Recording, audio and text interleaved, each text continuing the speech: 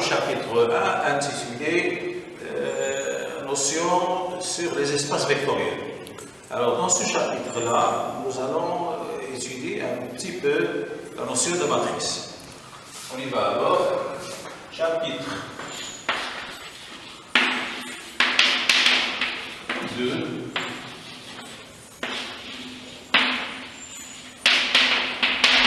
Les matrices. Alors bien sûr, les matrices, c'est un champ très vaste en mathématiques, et là, je ne prétends pas que nous allons voir tout ce qui existe sur les matrices. Et tout ce qu'on va voir, ça va être juste un aperçu sur la notion de matrice. Commençons alors par le commencement naturel, à savoir la définition. Alors on appelle matrice. Bon. NP, ce sont deux entiers naturels. Donc, nul. Qu'appelle-t-on matrice d'ordre NP? Un tableau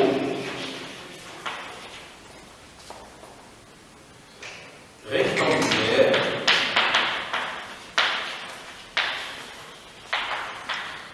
ayant n lignes et p colonnes.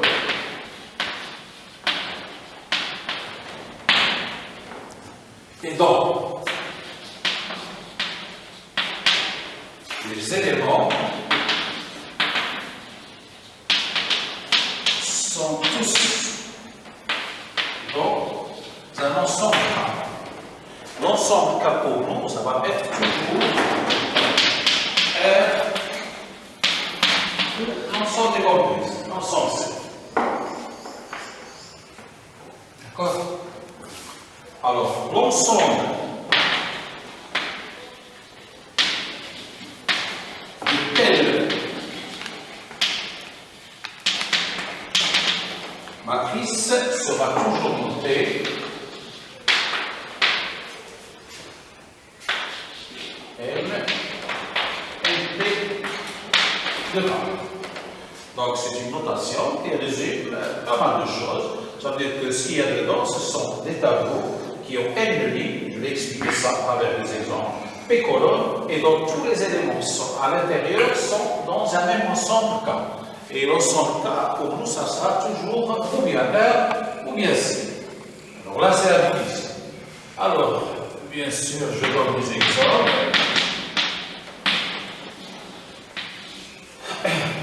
Par exemple, je considère 4, 5 et 6. Comme vous voyez, c'est un tableau. Il y a combien de lignes? 2 lignes. Et combien de colonnes?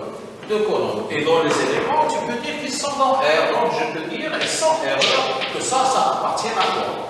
À l'ensemble des matrices ayant 2 lignes, 3 colonnes, et dont les coefficients sont dans R. Tu peux dire que ça appartient à l'ensemble M de 3, C. Parce que comme les éléments dedans sont dans R, ils sont aussi dans C. C'est correct. Donc, par exemple, je considère A comme étant la matrice I, 5, 8 et 1 plus I. Alors, vous remarquez que là, c'est une matrice, bien sûr, qui a combien de lignes? Première ligne, deuxième et troisième ligne. Donc, 3 lignes. Combien de colonnes? 2 colonnes. Et les éléments qui sortent dedans, ils sont où? Ils sont dans C. Donc, ils appartiennent à cet ensemble-là. D'accord? Donc, je peux dire, je prends la matrice 0, 0, 0, 0, 0, 0, 0, 0. C'est une matrice qui peut appartenir aussi bien à M, 3, 3, R, qu'à M, 3, 3, C. Cette matrice-là, dans tous les éléments intérieurs sont nuls, et il dit que la matrice nulle. On la note la matrice 0. Alors là, ce sont des exemples. Alors là, je vais vous donner quelques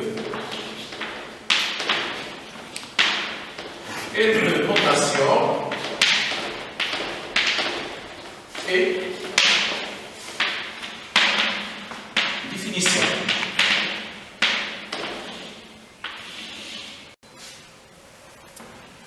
Alors là, nous allons donner quelques notations et définitions concernant la notion de matrice. Première notation, c'est lorsque N est égal à P, l'ensemble MNP de K sera noté tout simplement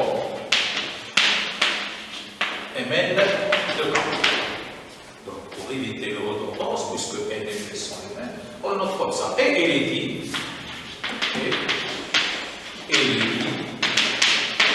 l'ensemble des matrices carrées d'ordre tout simplement M.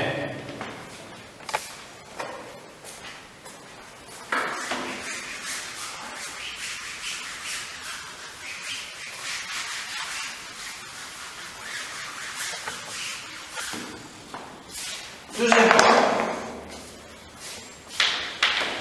les scientifiques, ils ont adopté une notation très intelligente des matrices. Pour les matrices, comme vous allez le voir, c'est une notation qui résume beaucoup de choses. À savoir, alors, si A appartient à NP, car c'est-à-dire si A est une matrice de N et P colonne et à coefficient dans K, alors A est noté comme ça. A et J. Avec le premier indice I, il indique la ligne, et le deuxième indice J, il indique la colonne. Et le A indice J, ça indique l'élément, la valeur de l'élément situé à l'intersection de la I-ème ligne et de la J-ème colonne. Alors nous avons dit que c'est une matrice qui a n lignes. Autrement dit, les lignes, ça va de 1 jusqu'à n. Et combien de colonnes? Des colonnes. Autrement dit, le deuxième indice, ça va de 1 jusqu'à n. Donc c'est une notation très significative. Le fait de vous donner A sous cette forme-là, ça signifie beaucoup de choses. Ça signifie que tout d'abord, c'est une matrice dont le nombre de lignes, ça va de 1 jusqu'à n. Il a n lignes et qu'il a P colonnes. Et que l'élément situé à l'intersection, par exemple, de la I-ème ligne et de la J-ème colonne, c'est exactement l'élément AIJ. Donc vous voyez que c'est une notation complète. Alors quoi d'autre comme notation? La matrice A, dont les éléments sont tous nuls, ou AIJ est égal à 0, quel que soit IJ, est noté tout simplement à 0.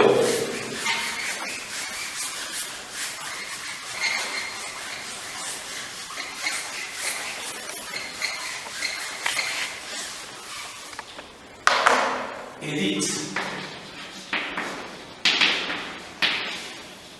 la matrice nulle est notée 0. Troisième notation. Alors, si A est la matrice carrée, j'insiste bien sur le mot carré, et le nombre de lignes coïncide avec le nombre de colonnes. Si A est la matrice carrée d'ordre n donné par A égale à A et J, I et J, tous les deux, vont de 1 jusqu'à n, et où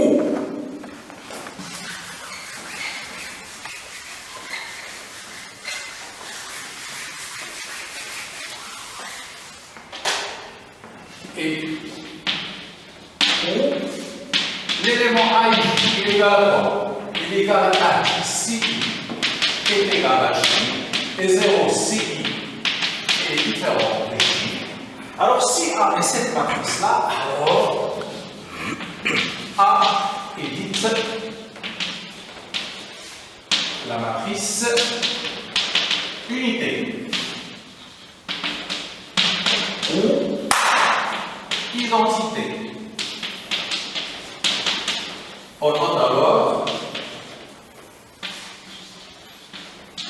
A égale à I. Exemple.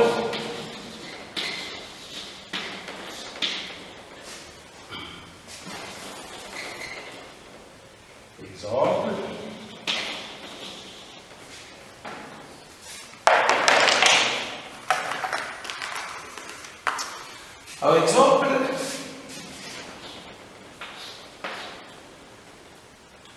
je note A la matrice I indice N, parce que c'est la matrice identité d'ordre N.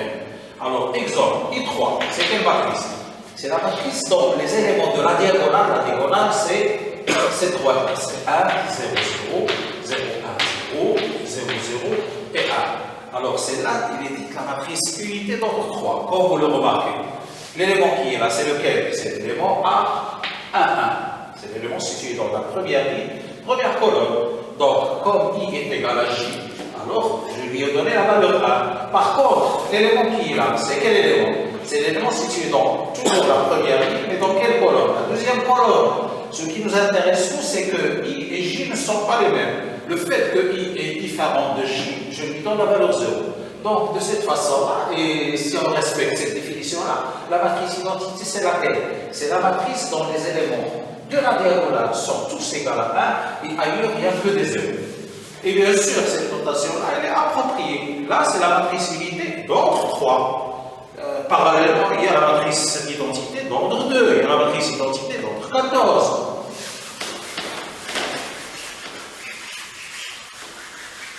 Alors, toujours dans le cadre des clarifications, ça c'est le I3.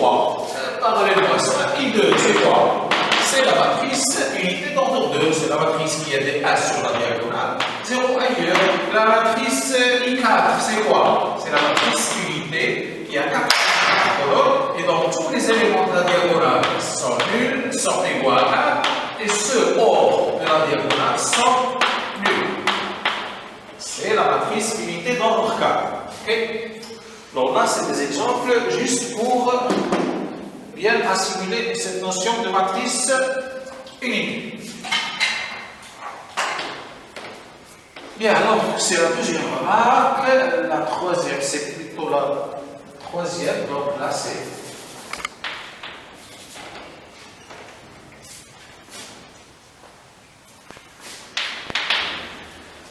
cinquième remarque. Alors, qu'appelle-t-on matrice diagonale? Soit A, une matrice carrée, matrice carrée, ça fait jusque-là? Alors, si A est une matrice carrée, définie de la façon suivante, telle que A et J, tous les deux vont de 1 jusqu'à N, c'est-à-dire c'est une matrice dont le nombre de lignes est égal à N et le nombre de colonnes est égal à N. Tel que avec quoi? Avec les A et J sont non nuls à chaque fois que I est différent de J. C'est-à-dire, quels sont les éléments indexés par un IJ tel que I est différent de J? Vu le repérage qu'on avait vu tout à l'heure, ce sont les éléments dans quoi? Ce sont les éléments qui n'appartiennent pas à la diagonale. Alors, comme vous le remarquez, je suppose que, pardon, A est J égale 0, quel que soit I différent de J. Alors, A est dite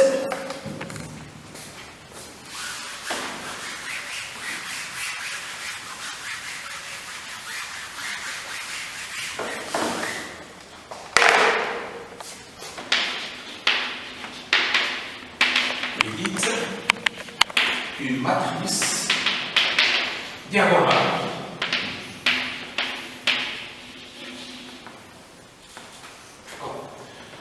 Donc, pour comprendre ce que je raconte, la matrice là, comment on dit?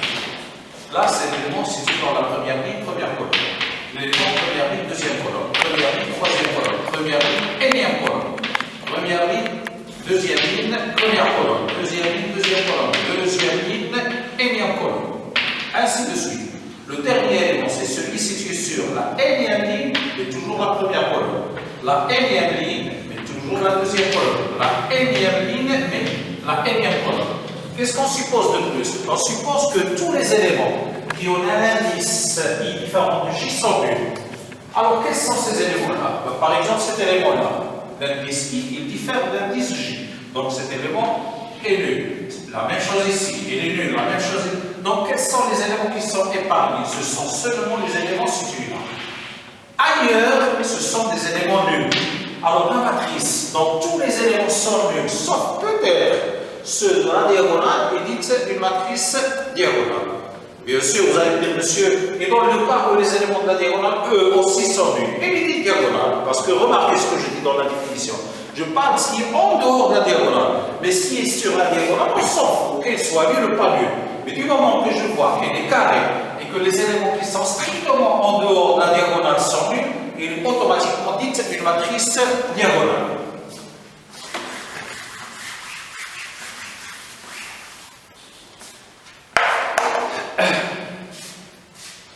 Et si les éléments A, I, J sont nuls pour I strictement supérieur à J? Alors je vais visualiser un petit peu cette situation pour comprendre l'origine de la définition.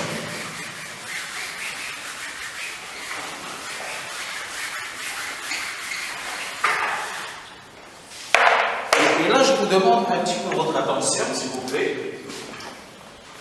A, I, J égale 0 pour I supérieur strictement à J. Ça correspond à quelle situation? Regardons. Ça, c'est juste un brouillon pour faire passer le message. La matrice, il est ordonnée. Les éléments de la matrice sont A, 1, 1. Première ligne, première colonne. Première ligne, deuxième colonne. Première ligne, troisième colonne. Première ligne, énième colonne. Deuxième ligne, première colonne. Deuxième ligne, deuxième colonne. Deuxième ligne, troisième colonne. Jusqu'à la deuxième ligne, énième colonne. Ainsi de suite.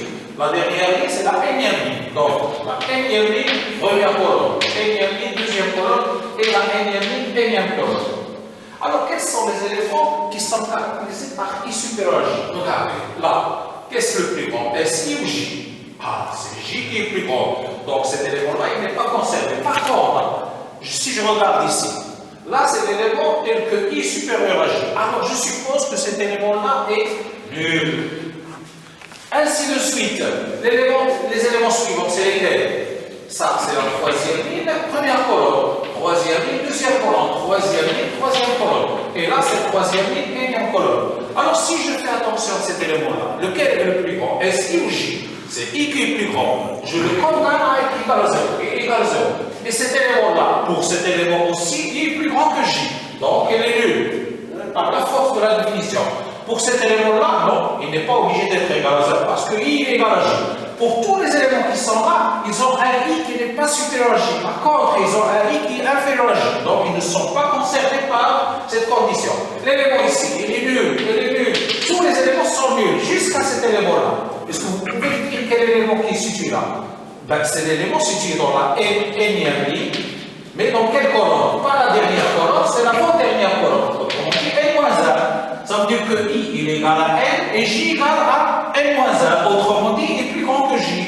Donc, cet élément aussi, il est nul. Donc, finalement, si je regarde un petit peu de loin, qu'est-ce que je remarque? Que vu cette définition-là, c'est une matrice dont seule la partie haute de la diagonale, la partie qui est au-dessus de la diagonale, est non nulle. Et tout ce qui est strictement au-dessous de la diagonale est nul. Par définition, ce type de matrice-là est dite une matrice triangulaire supérieure.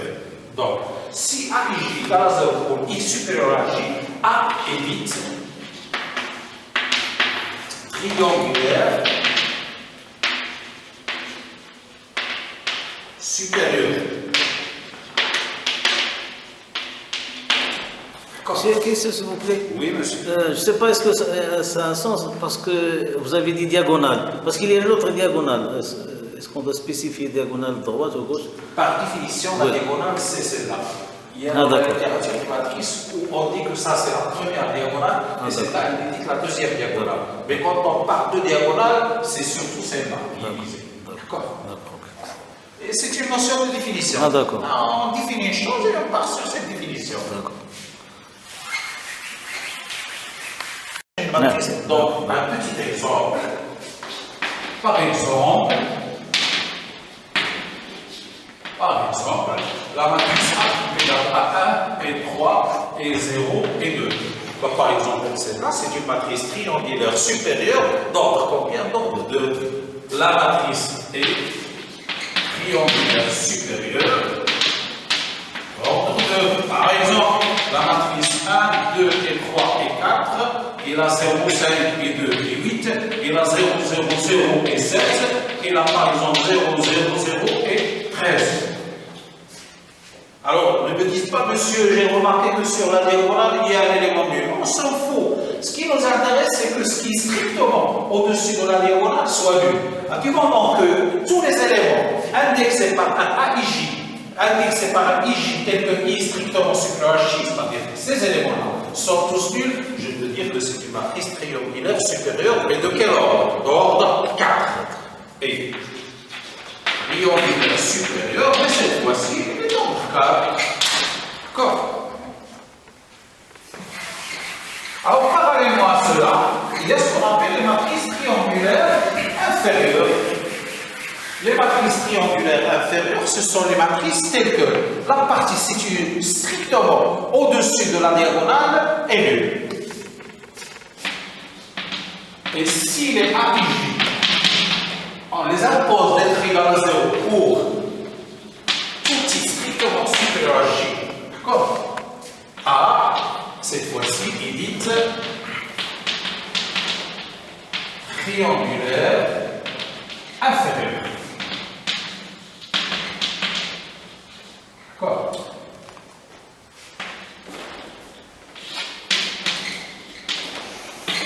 Exemple. La matrice, par exemple, 3 et 4 et 5, et là, par exemple, 0 et 0, 7 et 8 et 0, 9 et 10 et 11. Donc, remarquez que la partie qui est située juste strictement au-dessus de la diagonale est nulle. Je ne parle pas de la diagonale. La diagonale, elle est épargnée. Ce qui est au-dessous de la diagonale est épargné. Ce qu'on cible, c'est ce qui est situé au-dessus, strictement au-dessus de la diagonale. Alors, cette matrice-là, bien sûr, il vérifie la définition. Et il est dite et triangulaire, de quel ordre? L'ordre 3. D'accord?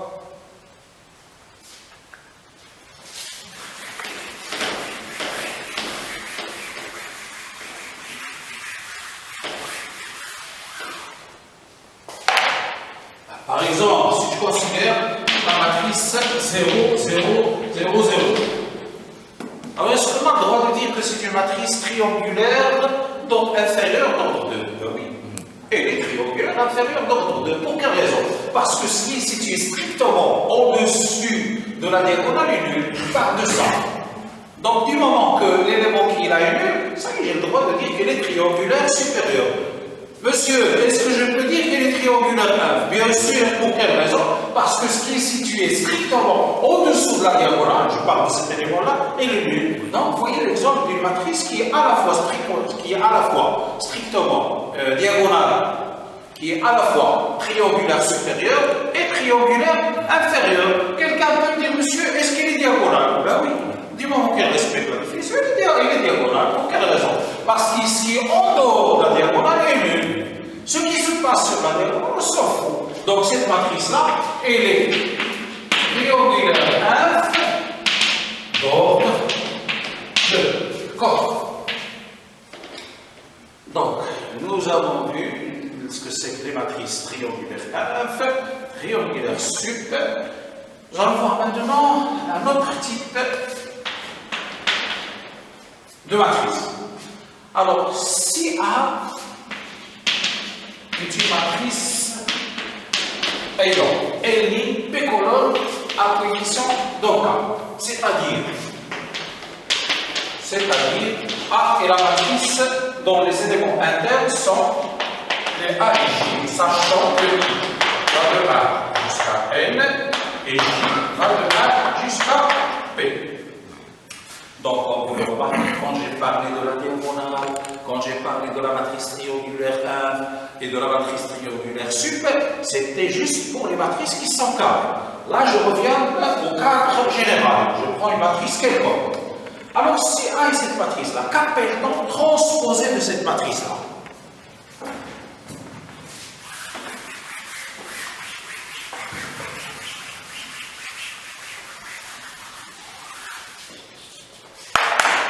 On appelle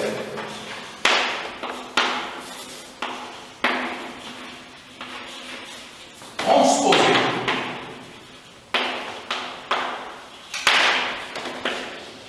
de la matrice A et en mode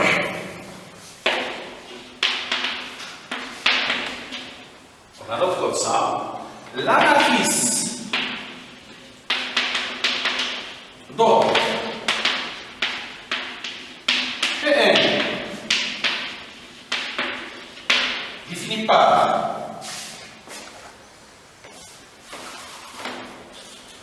défini par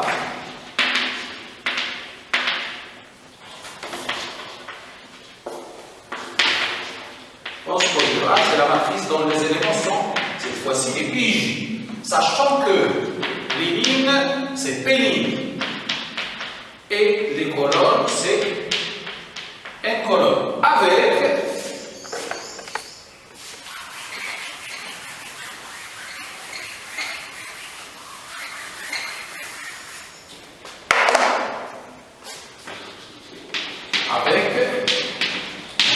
c'est tout simplement H. Alors récapitulons. On se donne une matrice ayant L' et P colonne. Matrice dont les coefficients sont à l'intérieur d'un même ensemble. Il y a une sorte d'homogénéité. Les éléments des A et J, ils ont un facteur commun, c'est qu'ils appartiennent tous à un même ensemble K. Et le cas, on l'avait dit au départ, le cas pour nous, dans le cadre de notre cours, l'ensemble K, ça va être toujours ou bien l'ensemble des nombres réels R, ou bien l'ensemble des nombres complexes. Qu'appelle-t-on matrice transposée de A? La matrice transposée de A, c'est une matrice qu'on note comme ça. TA. D'accord? Et c'est une matrice contrairement à celle-là. Et la L' P colonne, le rôle s'inverse. Le rôle s'inverse. Celle-là, il a combien de lignes? Il a P colonne, P ligne et N colonne. Maintenant, les éléments de cette matrice. Cette nouvelle matrice-là, comment il écrit? Ben, l'élément situé dans la ième ligne et la jième colonne de la nouvelle matrice A, c'est l'élément situé dans la jième ligne et la ième colonne dans la matrice précédente, dans la matrice A. Bon, malgré la complexité de la définition, vous allez voir que sur un exemple, c'est très simple à comprendre. Exemple.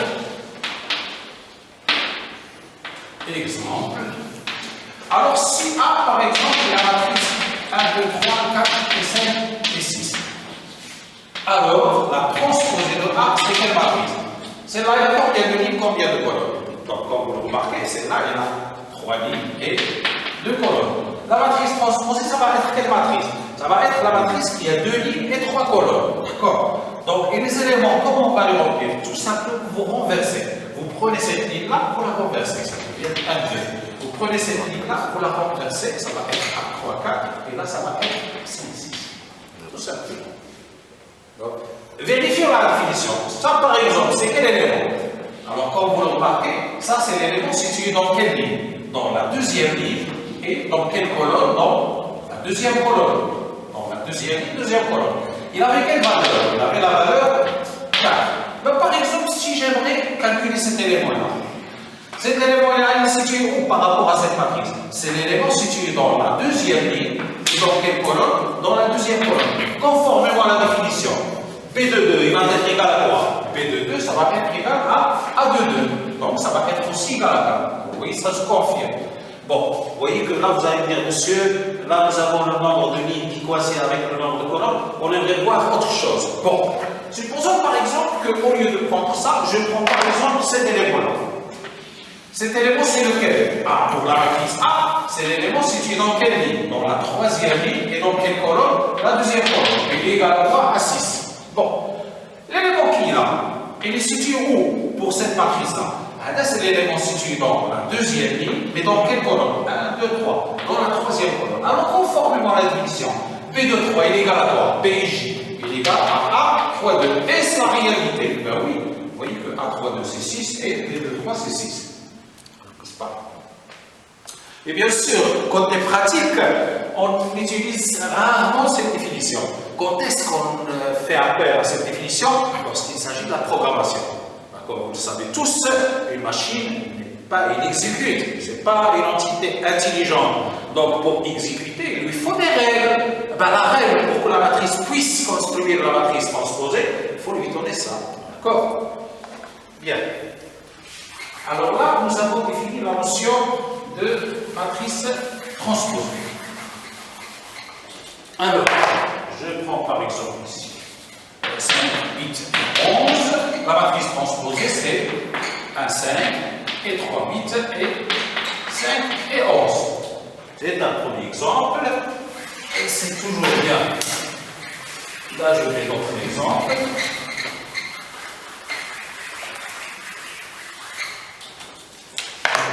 Alors, si A, par exemple, est égal à la matrice 2, 8 et 5 et 11 et 3 et moins 5 et par exemple 0, 1 et 2 et 6 au hasard, 7 et 14. Alors, je prends cette matrice-là. Alors, la matrice transposée, c'est laquelle? Donc, c'est une matrice combien de lignes, combien de colonnes? Première ligne, deuxième ligne, troisième ligne, quatrième ligne. Donc, c'est une matrice d'entre 4. Combien de colonnes? 1, 2, 3. La matrice transposée, il faut s'attendre à une matrice qui a combien? 3 lignes et 4 colonnes. Comment remplir ces éléments-là? Bien sûr, je ne vais pas respecter ça. Ou plutôt, je ne vais pas exécuter ça parce que c'est lourd. Alors, je fais les choses manuellement. Je prends la ligne, je la renverse. Autrement dit, ça devient quoi? 2 et 8 et 5. Je prends celle-là, je la renverse. 11 et 3 et moins 5.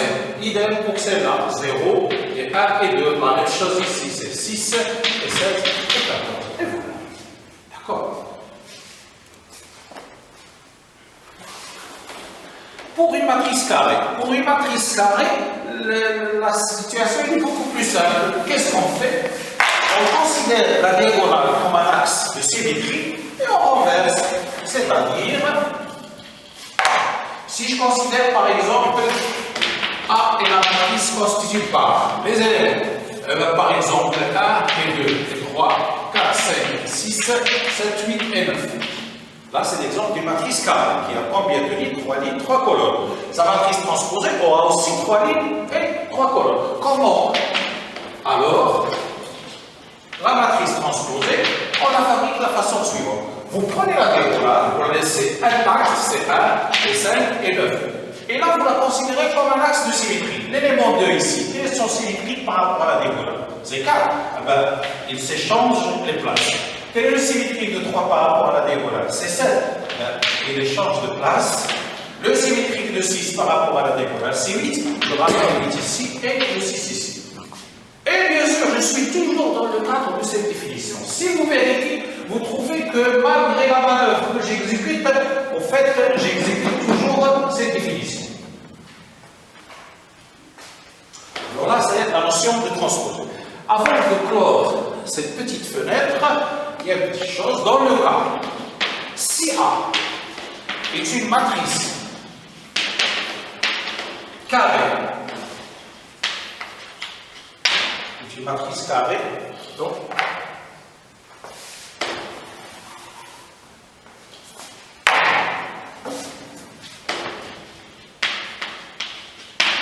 tel que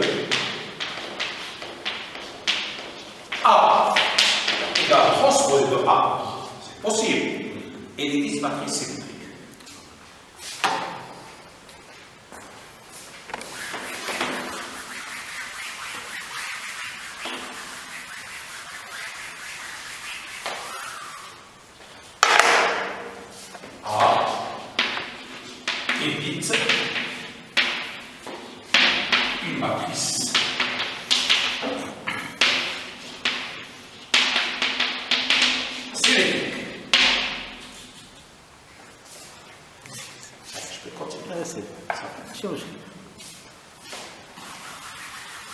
تابع هذا الأستاذ أنا ندير مونتاج نقطع اللي بغيت ماشي مشكل. Alors, rapide, une matrice symétrique. Alors. Un petit exercice à faire chez vous. Exercice très simple. Montrez chez vous. Montrez que si A est une matrice donc NP à valeur donc A, alors la transposée de la transposée de A. À votre avis, ça va être quoi? A. Très bien, voilà. Bien sûr, il y a des petites relations qui ressemblent à celle-là, mais ça nécessite un petit peu la connaissance des structures. On n'a pas encore vu de structure sur l'ensemble des matrices. Tel que, par exemple, nous allons voir après que la transposée de la somme, c'est la somme des transposés. Que la transposée d'une constante multipliée par une matrice, c'est la constante multipliée par la transposée de la matrice. D'accord? Mais c'est un peu prématuré pour vous parler de cela parce qu'on n'a pas encore vu ce que c'est que la définition de deux matrices, la somme de deux matrices, le produit de deux matrices, le produit d'une matrice par un scalaire. Alors on attend un petit peu. Alors, donc toujours dans le cadre des remarques, qu'est-ce qu'il y a d'autre? Bon, on se rend compte de cela et on passe à une nouvelle fenêtre, laquelle opération sur les matrices.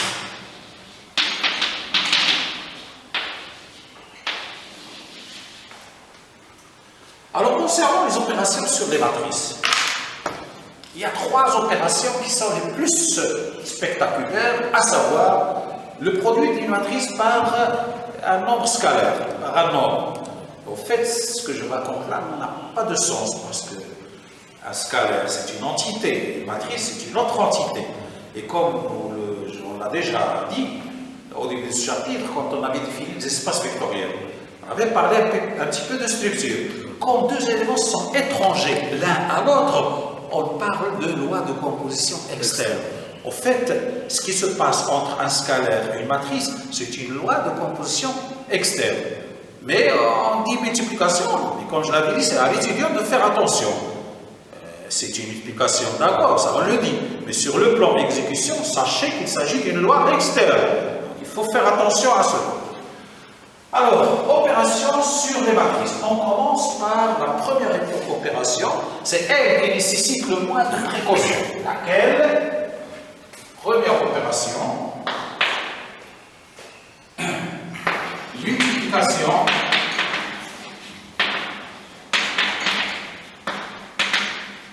d'une matrice par un nombre.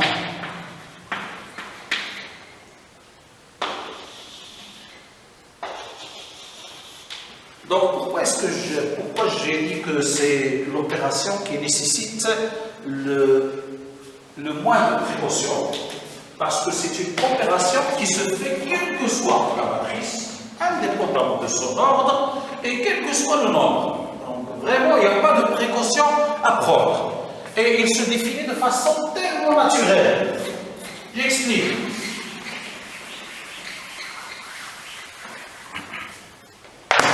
Alors, si A est la matrice dont les éléments sont les AIJ, c'est une matrice générale, ayant Ni et P colonnes. Et si alpha est un nombre, un scalaire, il appartient à K, peut-être un nombre réel, comme ça peut être un nombre complexe.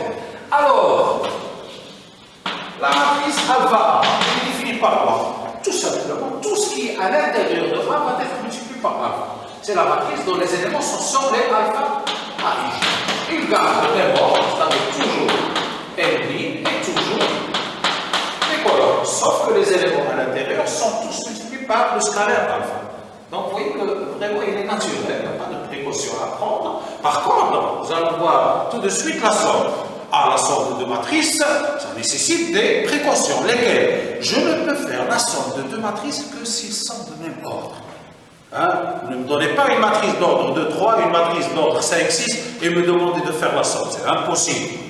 Hein, pour faire la somme de deux matrices, il y a une précaution, laquelle ils doivent être de même ordre. Pour effectuer le produit de deux matrices, il y a encore plus de conditions. Et je vous dis tout de suite, la multiplication parmi les trois lois que nous allons voir, c'est elle la plus complexe. Plus complexe, c'est-à-dire c'est elle qui nécessite plus de précautions. Alors, restant là, j'ai défini le produit d'une matrice par un produit scalaire, et bien sûr, quand je dis multiplication, c'est un peu exagéré. En fait, ce n'est pas une multiplication, parce que remarquez, ce qui est lié entre alpha et A, c'est une matrice, c'est un tableau, et alpha, c'est un nombre. Donc, ce sont deux éléments étrangers l'un à l'autre. Donc, ce qui lie entre eux, c'est une loi externe. Donc, pour être rigoureux, il faut que je note ça, comme on l'avait fait dans le cours. La notation universelle des lois externes. Mais pour ne pas alourdir, on dit multiplication. Et ce qu'il faut surtout que l'étudiant comprenne, c'est la définition. Regardez, le produit là n'est pas le produit ici. Là, c'est le produit naturel. C'est la multiplication d'un nombre avec un nombre. Donc, je vous dis que là, c'est le produit qu'on connaît bien. Mais par contre, là, c'est une loi externe.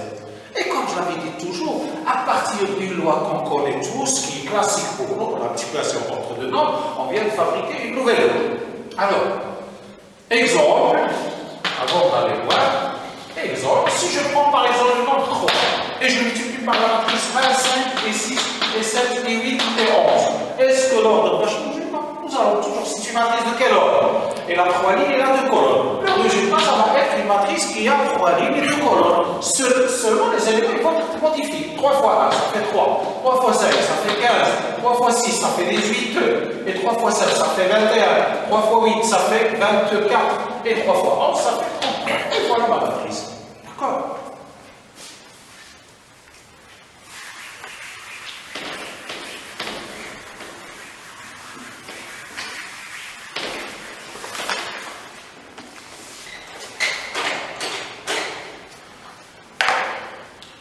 Alors, quoi d'autre à savoir sur cette opération? Elle est très simple. Ben, par exemple,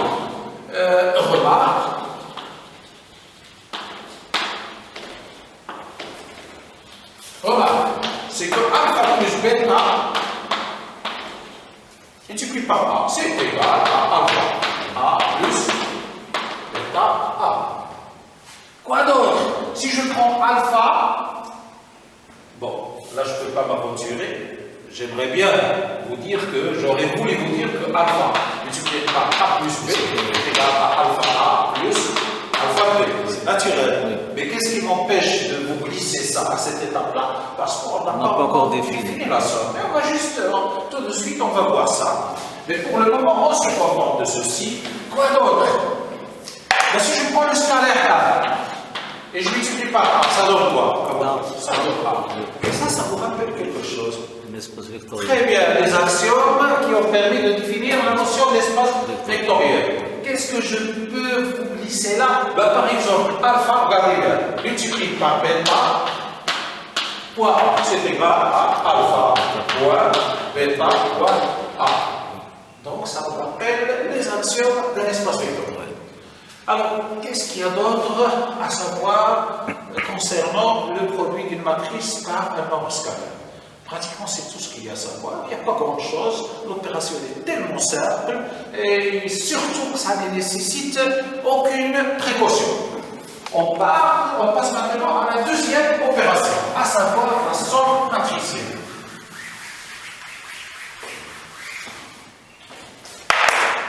Alors, deuxièmement, somme de matrice.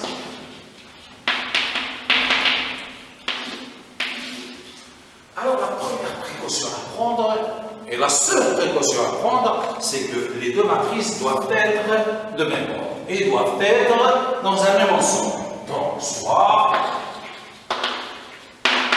A et B, deux matrices qui sont toutes les deux dans l'ensemble MP A. C'est-à-dire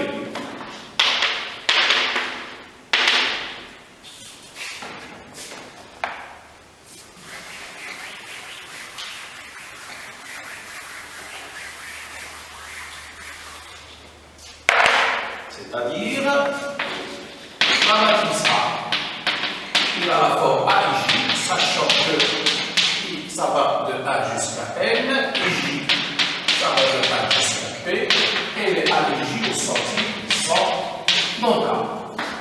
Même chose pour la matrice P.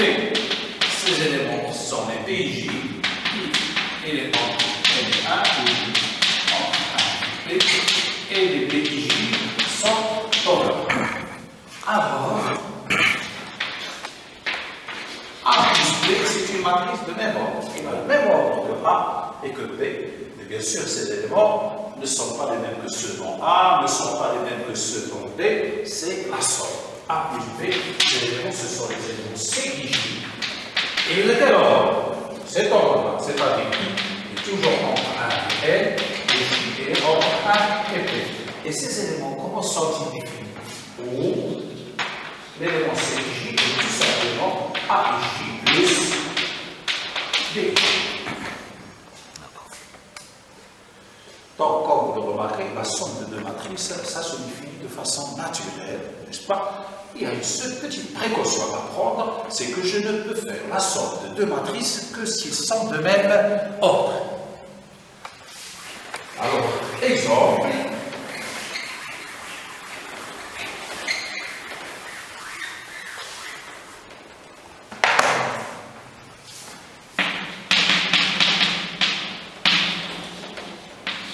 Ben, si par exemple A est égal à la matrice 1, 2, 3, 4, moins 5 et 0, B est égal à la matrice 2, 8, moins 1 et 0, 0 et 7. Alors, la matrice A plus B, bien sûr, je n'entre pas dans les détails, je ne complique pas les choses.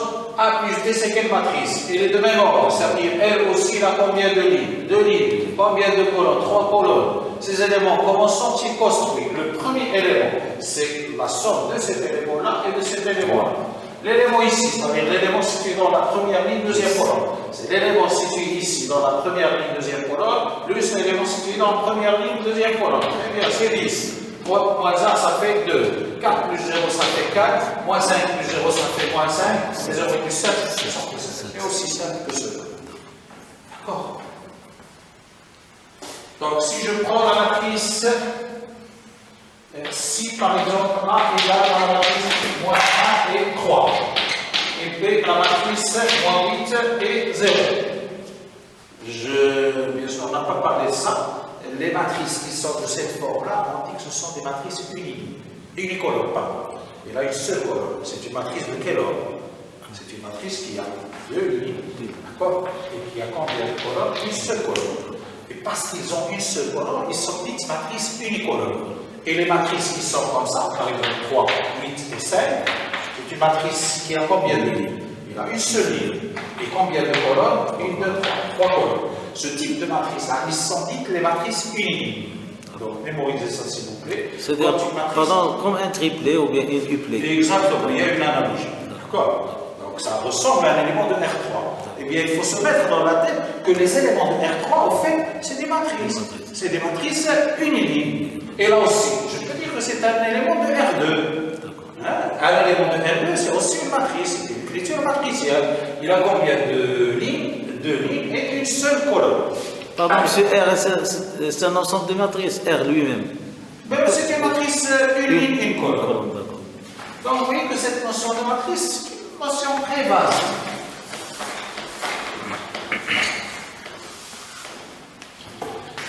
Alors, si A et B sont deux matrices unicolores, alors, tout simplement, A plus B, du moment où ils sont de même ordre, je peux parler de la somme. C'est la matrice dont les éléments sont moins 1, moins 8, c'est-à-dire moins 9, et quoi d'autre? Et 3 plus 0, et 3, et 3. Donc, comme vous le remarquez, la somme de matrices, c'est une opération très simple.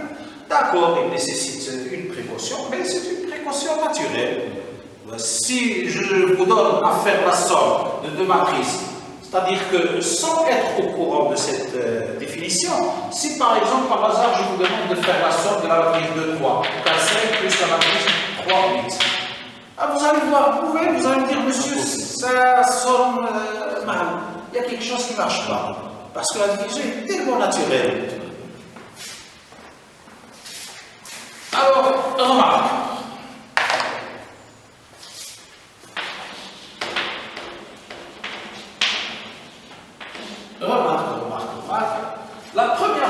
c'est que A plus B est égal à B plus A. Quelle que soit la matrice AP que vous choisissez dans l'espace MP.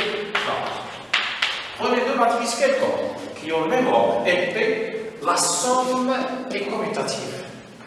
C'est-à-dire que vous faites la somme de A et de B ou de B et A, c'est exactement la même chose. On dit alors que la somme matricielle est une opération commutative. Déjà parlé de ça. Quoi d'autre comme remarque? Si je prends par exemple trois matrices, A et B et C, monsieur, pour faire la somme de ces trois matrices-là, est-il préférable de commencer par les deux premières et ajouter la somme à la troisième, ou bien commencer par les deux dernières et ajouter la somme à la première? Et c'est la même chose, c'est exactement la même chose. C'est-à-dire, A plus B plus C, c'est la même chose que A plus B plus C. Et ceci, quel que soit A et B et C, deux matrices sur le même ordre. On dit que la somme matricielle est une opération associative. Donc, elle est en même temps commutative et associative. Quoi d'autre?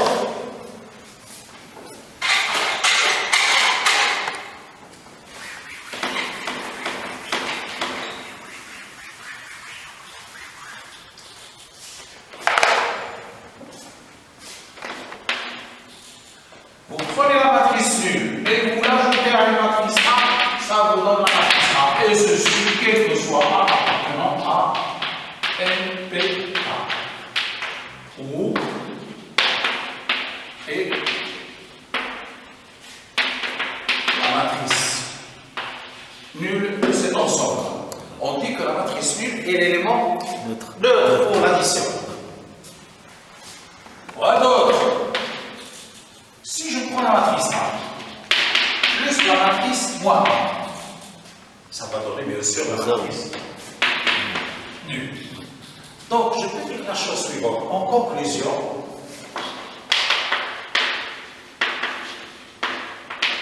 on peut dire la chose suivante, laquelle? C'est que l'ensemble, qu'est-ce qu'il me manque? En conclusion, l'ensemble LP, K, c'est-à-dire l'ensemble des matrices, ayant N, P colonnes, si je lui affecte l'addition qu'on vient de voir, et la loi externe qu'on avait définie et qu'on avait nommé multiplication par un scalaire, ça devient quoi? Un espace vectoriel. Très bien, monsieur. C'est un espace vectoriel sur tel corps, sur le corps K.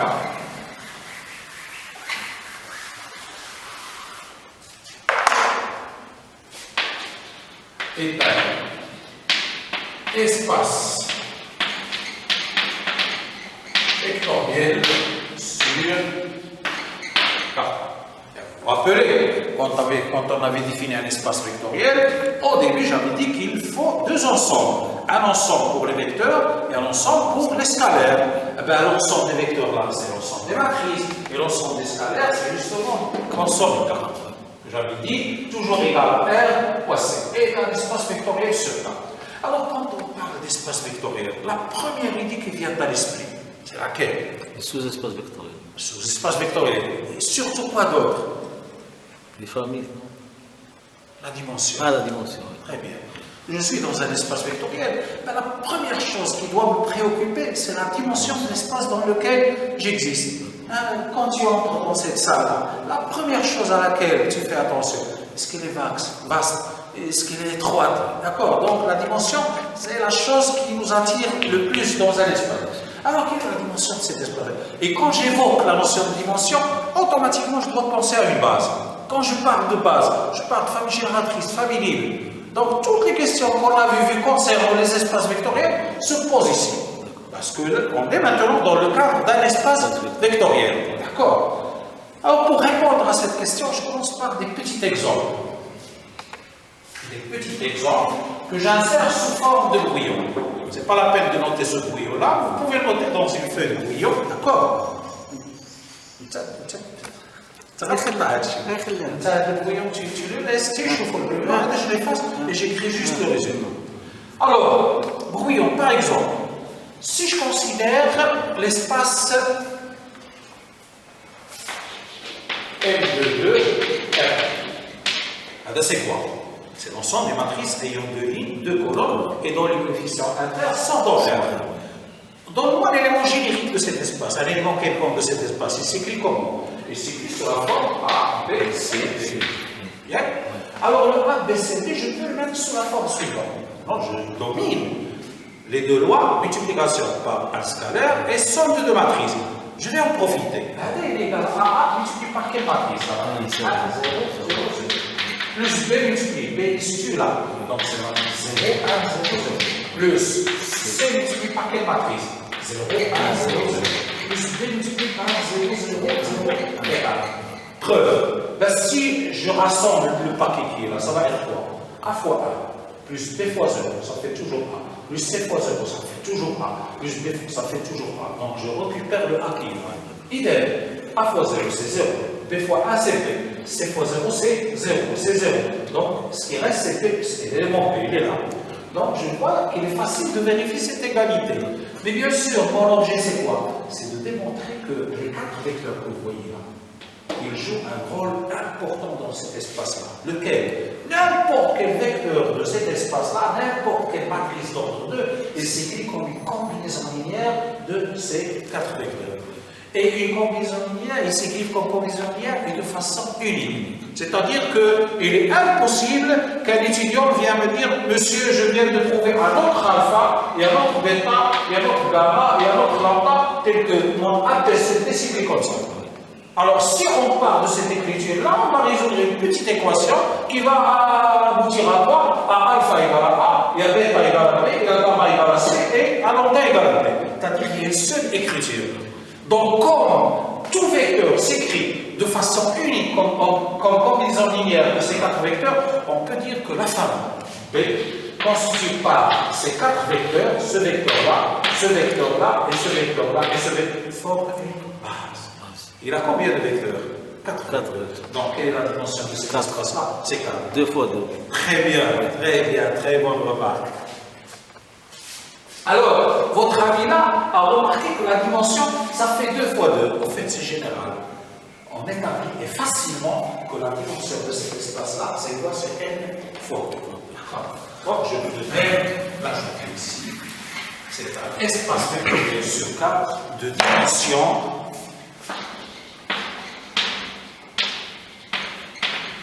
n fois 2. Alors, avant d'aller loin, maintenant que je converge vers quoi? La troisième loi, à savoir la multiplication. Mais pour assimiler ces deux lois-là, je vais traiter un petit exercice, on va le traiter ensemble, dont le but est surtout de mémoriser ce que je viens de raconter et de bien comprendre cette notion de matrice. Alors, petit exercice.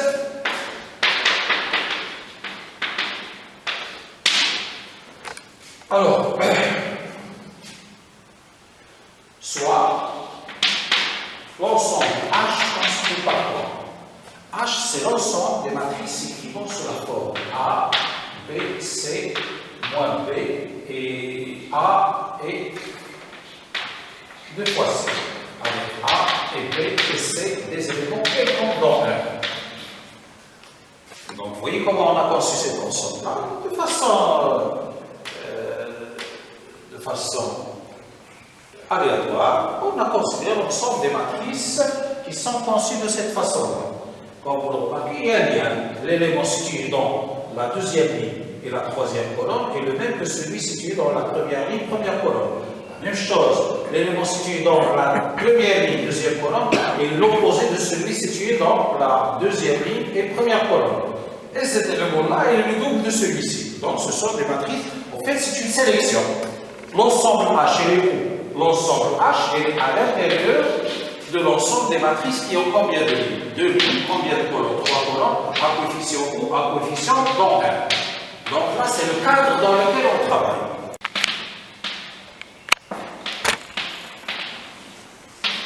On va traiter cet exercice ensemble.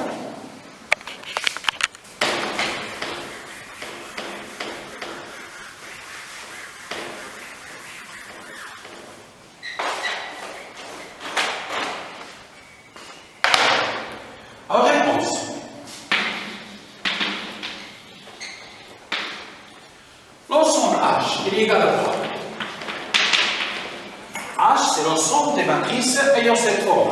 Alors qu'est-ce que je vais faire là? Je vais factoriser par A. C'est A, fois externe, 1 et 0, et 0, et 0, et 1, et quoi d'autre? Et 0. Plus B, où est-ce qu'il est situé B? C'est 0, et 1, et 0, et c'est moins 1. Et 0, et 0. Plus C, facteur de quoi? 0, 0, 1,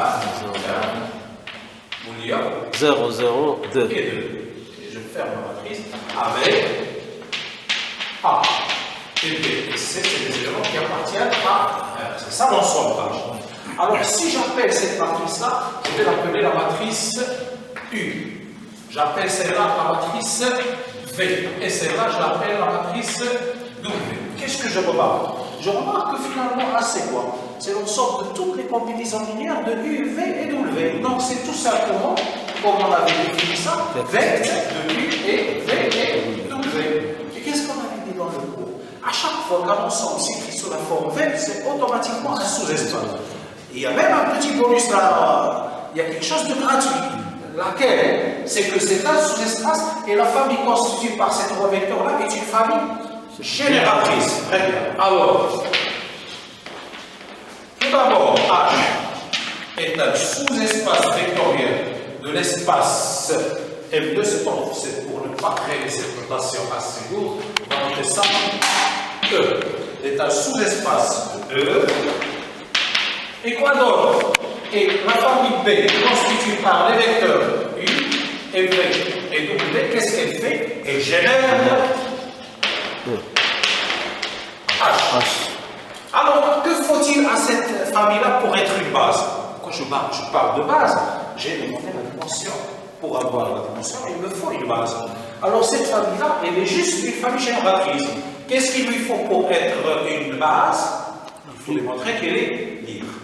Elle est génératrice, on doit démontrer qu'elle est libre. Alors, de plus,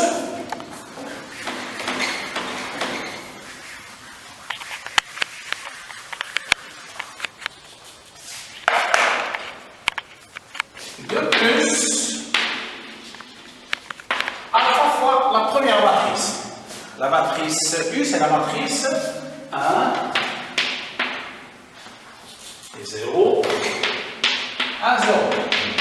Plus bêta fois la matrice V. 0, 1, 0. Plus gamma. 0, 0, 1, 1, 0, 0, 2. Si je suppose que c'est la matrice nulle, quelles sont les conséquences? Ceci implique les équations suivantes. Alpha fois A, ça fait alpha. Plus bêta fois 0, plus gamma fois 0 égale à quoi? 0. Donc voilà une première information précieuse. On vient de nous débarrasser d'alpha. La deuxième équation. Alpha fois 0, plus bêta fois 1, plus gamma fois 0 égale à 0. Ça nous donne quoi? Bêta égale à 0. La troisième équation. Alpha fois 0, plus bêta fois 0, plus gamma fois 1 est égal à 0. Gamma égale à 0.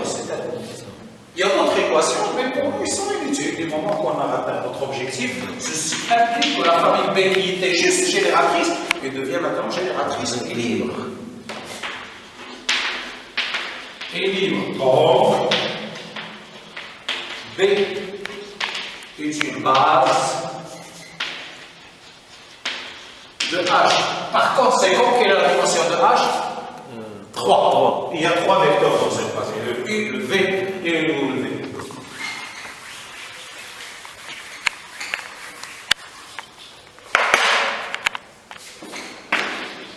Par conséquent, la dimension de H égale. Alors, suite à ce qu'on a fait jusqu'à maintenant, je vous rappelle qu'on a défini l'opération multiplication d'un scalaire par une matrice.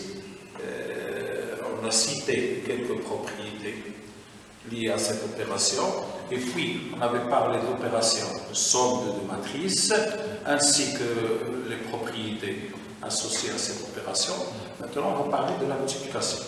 Et comme je l'avais dit au préalable, parmi toutes les opérations sur les matrices, c'est la multiplication qui nécessite le plus de précautions. J'explique. Alors, troisième opération, c'est produit matriciel.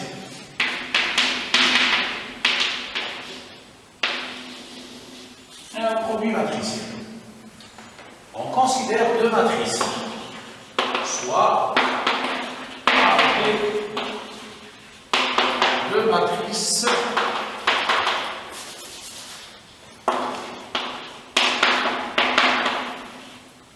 vérifions. Alors les conditions. On prend A comme une matrice ayant L, P colonne, toujours un coefficient d'ordre.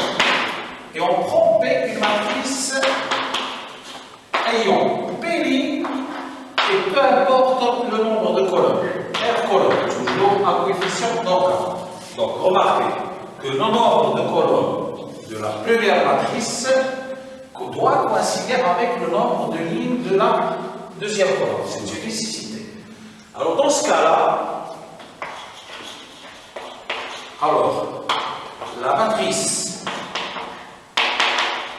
A fois B, l'ordre il a son importance. Je vous dis tout de suite que le produit matriciel, c'est quelque chose qui est loin d'être commutatif. Il se peut même que, vous allez le voir sur des exemples, que le produit de A fois B soit possible, alors que le produit de B fois A soit impossible. Et dans beaucoup de situations, parfois il est possible de définir le produit AB et il est possible de définir le produit AB, mais que ça ne donne pas la même chose. Donc vous voyez que le produit c'est quelque chose d'assez mal structuré. Ça n'a rien à voir avec la somme et ça n'a rien à voir avec la multiplication par un square. Donc, on se donne deux matrices A et B telles que le nombre de colonnes de la première matrice coïncide avec le nombre de lignes de la deuxième matrice. Alors, dans ce cas-là, la matrice AB, qu'est-ce qu'elle a? La matrice A fois B, c'est une matrice qui appartient à quoi? Quel est l'ordre de cette matrice? C'est le N qui est là, c'est son nombre de lignes, et son nombre de colonnes, c'est le R qui est là. Et la coefficient là est définie par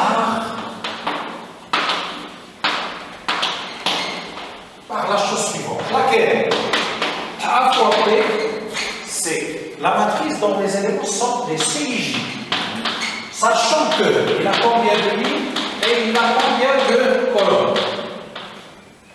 Le nombre de matrices cette ligne, c'est N. Et le nombre de colonnes, c'est R. Mais bien sûr, les CJ, comment les calcule-t-on? Et où CJ est égal à quoi? Il est égal à la somme des AI, K, B, K, J, sachant que K, ça va de 1 jusqu'à l'élément commun, c'est lequel? C'est P.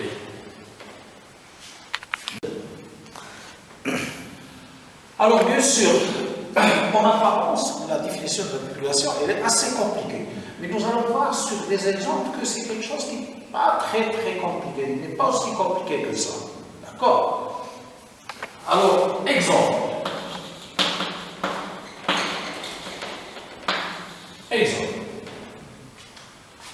Je prends la matrice, soit la matrice A, la matrice donnée par 2, 3, 4, 5, 0 et moins 1. C'est une matrice de quel ordre? C'est une matrice qui a 2 lignes et 3 colonnes. Alors la matrice B, je dois la prendre comme étant une matrice qui a 3 lignes, c'est nécessaire. Je prends par exemple un zen, 0 et 2, et moins 1 et 1. C'est une matrice qui a 3 lignes et combien de colonnes? 2 colonnes. Donc la matrice AB, ça va être une matrice qui a combien de lignes? Combien de colonnes? 2 lignes, 3 colonnes. Alors, la matrice AB, c'est une matrice qui a 2 lignes et 2 colonnes. Comment est-ce qu'elle est conçue? De la façon suivante. Regardez bien.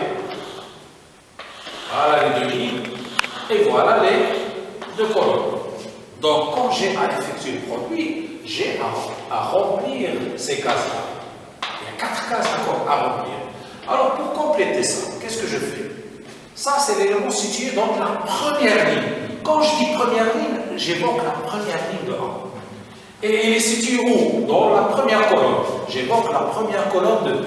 Donc, ça va être quoi? Ça va être le produit de ceci fois cela, plus ceci fois cela, plus ceci fois cela. On y va. 2 fois 1, ça fait 2. 3 fois 0, ça fait 0. 4 fois moins 1, ça fait moins 4. Donc, au total, ça fait 2 moins 4, ça fait moins 2. Je suis là maintenant. Pour remplir ça, c'est la rencontre de quelle ligne et de quelle colonne? C'est la rencontre de la première ligne. J'évoque première ligne, ça veut dire première ligne de A. Et deuxième colonne de B. Donc, ça va être le produit de ceci par cela. Autrement dit, c'est 2 fois 5, ça fait 6, plus 3 fois 2, ça fait 6, donc 16, 16 plus 4, ça fait 20. Fini pour la première ligne. Du moment que je passe à la deuxième ligne, j'oublie la première ligne de A. Maintenant, ce que je vais utiliser, c'est la deuxième ligne de A. Je prends alors la deuxième ligne de A, je la multiplie par la première colonne de B. Ça va me donner l'élément qui est là. Parce que justement, cet élément, il est où? Il est dans la rencontre de la première ligne et deuxième colonne. Donc, ça va être 5 plus 0 plus 1, ça fait combien? Ça fait 6. L'élément qui est là, il est où? Il est dans la deuxième ligne et deuxième colonne. Donc, j'utilise la deuxième ligne et deuxième colonne. Ça va me faire 5 fois 5, ça fait 25. Plus 0 fois 2, ça fait 0. Moins 1, 25 moins 1, ça fait 24. D'accord, c'est bon. Et là, pour les gens qui ont suivi, tant mieux. Pour les gens.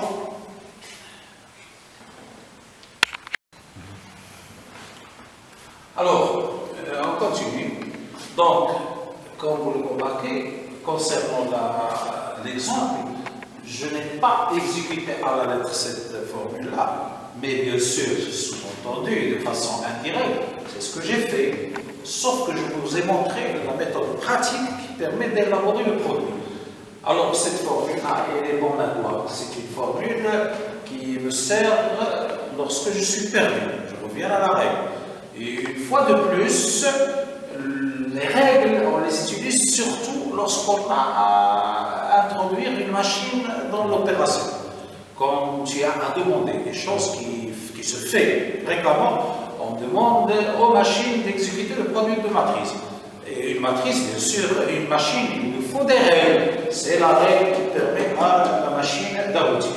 Alors, monsieur, une question, une petite remarque. On a remarqué que le nombre, que P, il disparaît, c'est-à-dire le produit. Il disparaît. Elle est présente à ce niveau-là. Ah, d'accord. D'accord. D'accord. Elle est présente à ce niveau-là. D'accord. Alors, pour le produit matriciel, je suis sûr et certain que pour les gens qui viennent de voir ceci pour la première fois, il leur faut plus d'exemples. Ça, c'est par expérience d'un professeur qui a passé plus de 30 années dans le métier. Donc, je vous donne là une méthode élémentaire, mais seulement pour les débutants. Tu vas l'utiliser lors de ton premier, deuxième, quatrième exemple, et puis il faut que ça devienne une habitude. Il faut que tu t'habitues à cela. Alors là, c'est le premier exemple. Deuxième exemple. Par exemple, faites calculer A fois B, où A, par exemple, c'est la matrice 1, 2, 3, et 4, et 0, et 5, et moins 1, et 2, et 8, et B, c'est la matrice. Alors, qu'est-ce qu'il y a à respecter comme condition? Cette matrice est de quel ordre? C'est une matrice d'ordre 3. Il faut que la matrice B ait combien de lignes? 3 lignes, c'est nécessaire. Donc, je prends par exemple 1, 2, 0 et moins 8. 3, 4 et 0 et 0. 7, 1 et 2 et 3. Donc, c'est une matrice qui a combien de lignes? C'est une matrice qui a 3 lignes. Et combien de colonnes? 1, 2, 3 et 4. Donc, il faut s'attendre à une matrice produit qui a combien de lignes, combien de colonnes? 3 lignes et 4 colonnes. Je suis en train, comme je viens de le dire, de vous exposer une méthode élémentaire qui permet à l'étudiant de ne pas se tromper au niveau du calcul du produit. Comment faire? Vous faites la chose suivante.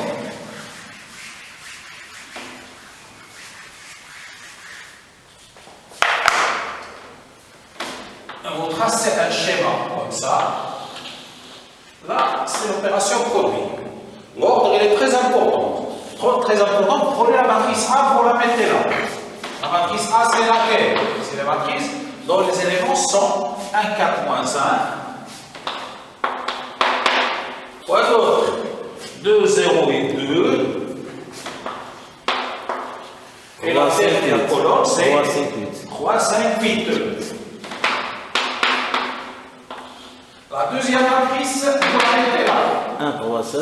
1, 3 et...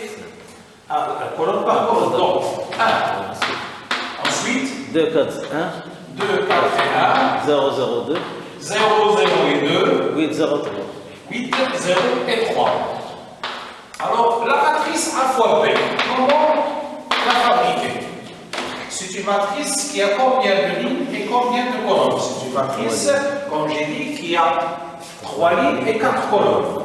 Donc, 3 lignes et 4 colonnes. Là, c'est une matrice qui donne 3, 3. Et là, c'est une matrice qui donne 3 et 4. Donc, la chose commune, c'est celle-là. La matrice à laquelle j'aboutis, c'est une matrice donc 3 et 4. Alors, comment fabriquer cette matrice? Vous allez tracer des lignes comme ça, des chemins. La première ligne, deuxième ligne, la troisième ligne, et des colonnes comme ça. D'accord? Il y a combien de cases à remplir? Des intersections, des rencontres des chemins. Là, c'est la rencontre de quelle route et de quelle route? De celle-là et de celle-là. Donc, vous mettez le produit de ceci avec cela. Autrement dit, 1 fois 1, ça fait 1, 2 fois 3, ça fait 6, et 1, ça fait 7. 7 plus 21, ça fait combien? 28. Là, c'est l'intersection de quel chemin et de quel chemin?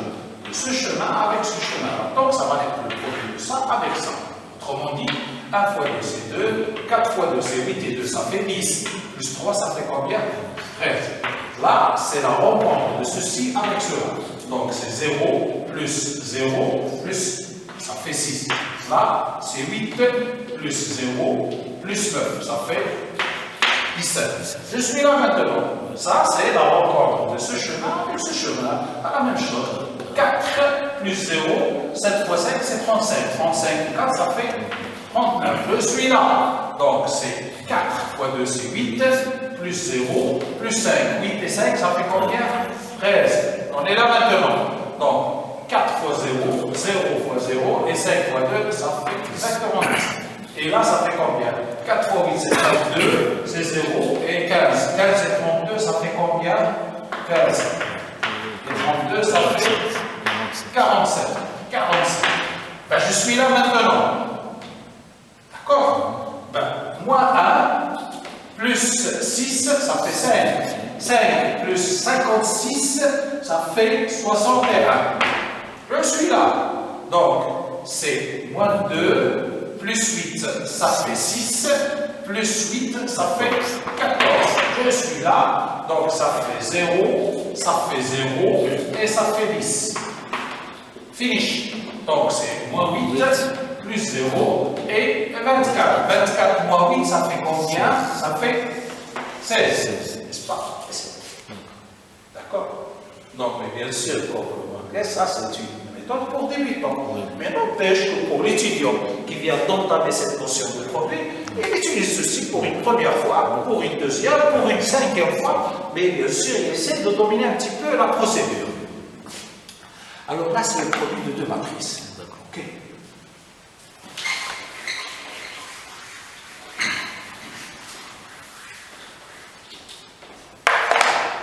Alors, toujours dans le cadre des exemples, troisième exemple. Si A est la matrice 1, 2, 3 et 4, et B c'est la matrice 5, 0, 1 et 2. Calculez A fois B et B fois A. Alors, remarquez une chose. Dans ce cas-là, je peux faire le produit de A fois B et celui de B fois A. Qui me donne le droit de faire ça? Ça, c'est une matrice d'ordre de 2. Et ça, c'est d'ordre de 2. Donc, le produit A, B, pourquoi est-ce qu'il est possible? Parce que là, le nombre de colonnes de celle-là coïncide avec le nombre de lignes. Et qui me donne le droit de multiplier P par A parce que justement, le nombre de colonnes de P, c'est la même chose que le nombre de lignes de A. Donc, dans cette situation-là, et spécialement dans cette situation, je peux effectuer le produit A, B et BA. Question, est-ce que j'aurai le même résultat? Regardons voir. On a A fois B.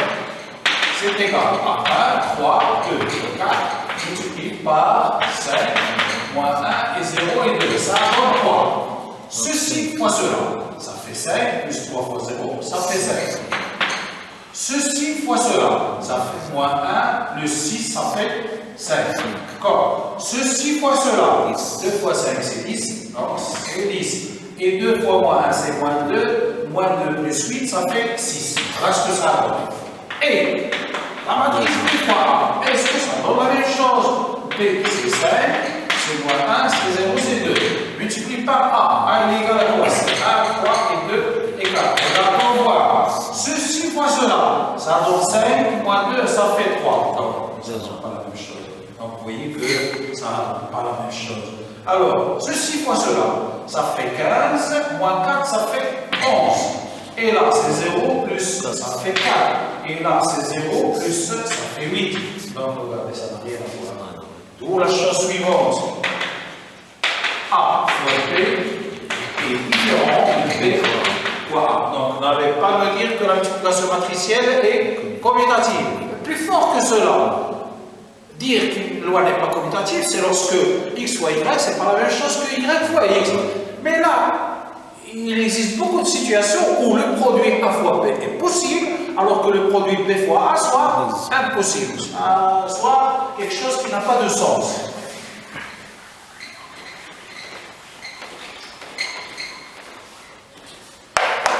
Alors, toujours dans le cadre des exemples, donc quand vous le remarquez, je donne des exemples qui sont significatifs.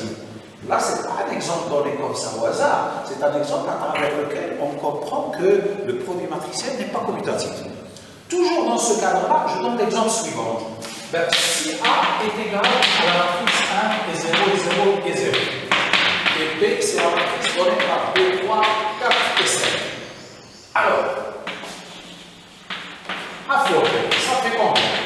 A fois B, c'est la matrice 1, 0, 0, multiplié par. C'est la matrice 1, 0, 0, multiplié par 0, 0, 4 et 5. Qu'est-ce que ça donne? Regardez bien. 1 fois 0 plus 0, ça fait 0. 1 fois 0 plus 0 fois, ça fait 0. 0, 0, et là, 0. En R, dans R, quand vous rencontrez deux éléments A et B, que A fois B égale 0, qu'est-ce qu'on dit? L'un des deux est nul. On dit que R est un ensemble et un nombre interne. Regardez que là, ce n'est pas vrai. La matrice A fois la matrice B, ça a donné la matrice nulle. Et pourtant, ni A n'est nul, ni B n'est nul. Donc, le fait de croire que le produit matriciel fait de l'ensemble de matrices quelque chose d'intègre, c'est faux. D'accord? Alors, qu'est-ce qu'il y a à retenir? On dit lui alors que l'implication, l'objet de cette remarque, c'est justement ce que je suis en train de rédiger. On dit alors que l'implication A fois B égale à 0 implique que A égale à 0 ou B égale à 0, elle a est fausse. D'accord?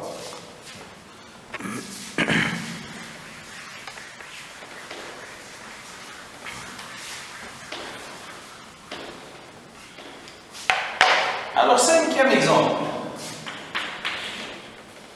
Si I est égal à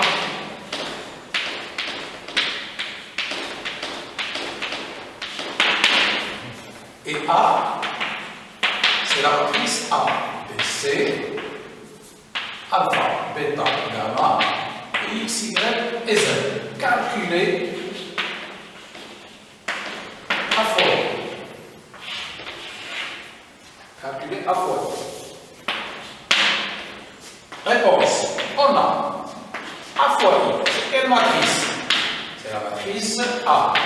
BC, alpha, bêta, gamma, x, y, z, multiplié par la matrice A, 0, 0, 0, A, 0, 0, 0, A. Qu'est-ce que ça donne comme résultat? Alors, c'est une matrice de quel ordre? 3, 3. 3 lignes, 3 colonnes. C'est là aussi une matrice 3 lignes, 3 colonnes. Vous vous rappelez cette matrice-là? On l'avait définie au départ. On avait dit qu'il s'appelle la matrice unité. La matrice unité, c'est une matrice que l'on définit de façon appropriée. Ça, c'est la matrice unité d'ordre 3. Lorsque je parle de matrice d'ordre 2, ben la matrice unité d'ordre 2, c'est celle-là. Quand je parle de matrice d'unité d'ordre 4, c'est la matrice qui a 4 lignes, 4 colonnes, et où il n'y a que des 1 sur la diagonale et des 0 ailleurs. Donc, on a compris ce que c'est qu'une matrice unité. Alors, comme c'est la matrice unité d'ordre 3, j'ai pris une matrice quelconque, mais d'ordre 3. Le produit, qu'est-ce que ça donne? On fait ça ensemble. Ceci fois cela, ça fait combien? A fois 1, B fois 0, donc ça fait 1. Ceci fois cela, là, A fois 0, c'est 0, B fois 1, ça fait B. C'est quoi? Donc, c'est B. Ceci fois cela, là c'est 0, là c'est 0, ça fait C. Donc regarde, je garde la même ligne. Bon, regardons si ça marche pour les autres lignes. Bon, ceci fois cela, alpha fois 1, bêta fois 0, gamma, donc ça fait alpha. Ça fois ça, alpha fois 0, bêta fois 1, ça fait bêta. Et ceci fois, ça fait combien? Alpha fois 0, bêta fois 0, gamma fois 1, ça fait mon gamma. Donc je conserve la première ligne. La même chose ici. X, Y, Z fois, ça fait X. Et ça fois ça, X fois 0, Y fois 1, donc ça fait Y. Là, ça fait 0. Je remarque alors que la matrice unité vis-à-vis de la multiplication se comporte comme un élément neutre. Très bien, neutre. Et c'est justement pour la multiplication. Faites attention. Pour la multiplication, nous avons des matrices carrées. La matrice unité appropriée est l'élément neutre pour la multiplication.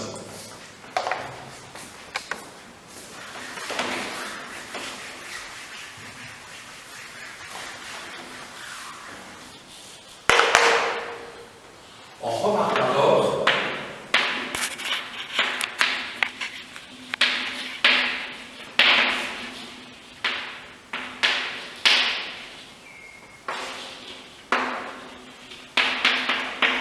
la matrice IN, d'accord? La matrice unité UN de MN de K et l'élément neutre pour la multiplication dans cet ensemble. Ça, c'est l'ensemble de matrice carrée ayant n lignes, n colonnes à coefficient d'ordre.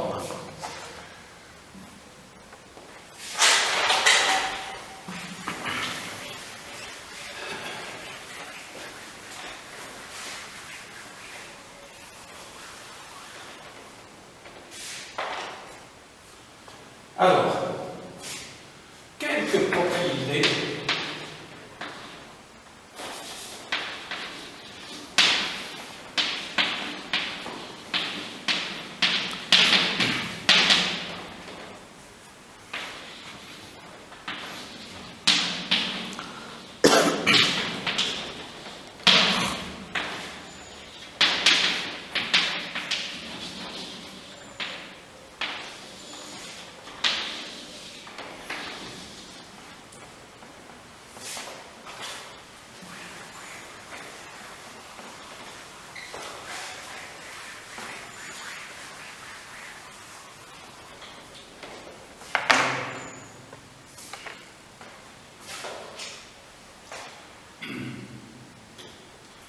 Alors, première propriété, la matrice A multipliée par B plus C est égale à la matrice A fois B plus la matrice A fois C. Et ceci, bien entendu, pour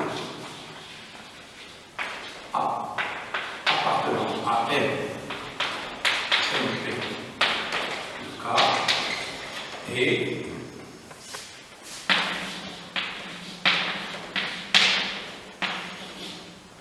Donc, quelle est la chose à respecter, comme on l'avait exigé? Pour effectuer le produit de A fois P, il faut que le nombre de lignes de la matrice P coïncide avec le nombre de colonnes de la matrice A. Le nombre de colonnes de la matrice A, c'est P. Donc, P, là, bien sûr, R. Alors, je prends PC, deux matrices qui ont toutes les deux P lignes R colonnes. Il est alors possible de faire la somme, comme ils sont de même ordre. La somme de ces deux matrices-là, il va rester là-dedans. C'est-à-dire que là, j'ai affaire à une matrice qui, elle aussi, il a P ligne R colonne. Donc là, c'est une matrice d'ordre PR. La matrice A, elle est de quel ordre? Elle est de l'ordre NP. Donc je remarque alors que cette matrice-là, son nombre de colonnes, de lignes coïncide avec le nombre de lignes de la première. Autrement dit, le produit est possible. Même chose ici, même chose ici. Donc, tout ceci est correct. On dit alors que la multiplication est distributive par rapport à la somme. Bien. Qu'est-ce qu'il y a d'autre comme relation? Deuxième opération, c'est que si A et B sont toutes les deux, si A appartient à M de NPK et B est une matrice qui appartient à M de PR à coefficient nodal. Alors, la transposée de la matrice AB. Tout d'abord, est-ce que j'ai le droit de parler de ça? Parlons de AB. La matrice A est de quel ordre? Elle est d'ordre NP. La matrice B est de quel ordre? Elle est de l'ordre PR. Donc, j'ai le droit d'effectuer ce produit. Quand je vais effectuer ce produit-là, qu'est-ce que ça va me donner? Ça va me donner une matrice d'ordre NR. Eh bien, la transposée de cette matrice, il se trouve, vous pouvez traiter ça comme exercice chez vous, ce n'est pas quelque chose de difficile, c'est la transposée de la matrice B multipliée par la transposée de la matrice A. Et regardez, ça colle. Pourquoi ça colle? La matrice B est de quel ordre? La matrice B, elle est d'ordre PR. Sa transposée, c'est plutôt le contraire. Elle est d'ordre RP. La matrice A, elle est de quel ordre? LP. Sa transposée, elle est de l'ordre PL. Donc, j'ai le droit de faire ce produit. Qu'est-ce que ça me donne comme résultat? Une matrice d'ordre RL. Ben, une matrice d'ordre RL, celle-là, elle est de quel ordre? NR. Donc, quand je transpose, j'aurai RL. Donc, ça colle. D'accord? Donc, c'est un exercice intéressant et qui n'est pas difficile du tout. Essayez chez vous de partir de ces hypothèses-là et montrer que la transposée du produit va la transposée de ça. Quoi d'autre? La transposée de... Maintenant, j'aimerais parler de la somme. Alors, troisièmement, si A et B sont de même ordre, j'avais dit que la seule condition exigée pour pouvoir parler de la somme de deux matrices, c'est qu'ils soient de même ordre. Alors, si A et B sont de même ordre, on a le droit de faire ça.